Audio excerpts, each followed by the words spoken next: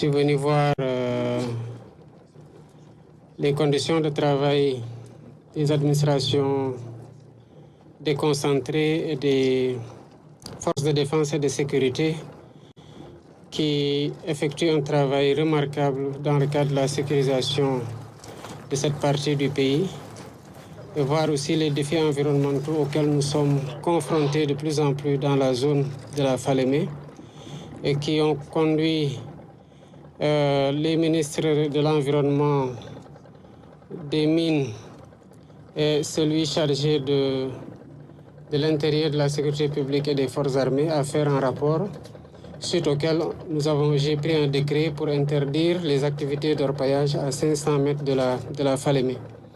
Il fallait aussi venir jusqu'ici pour voir les dégâts qui ont été rapportés, mais constater de visu aussi le niveau d'application du décret et davantage instruire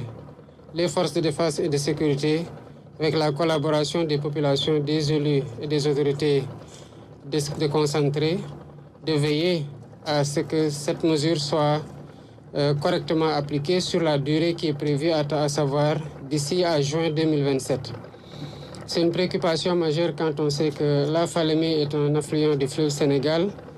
qui alimente jusqu'à Dakar l'eau à usage domestique.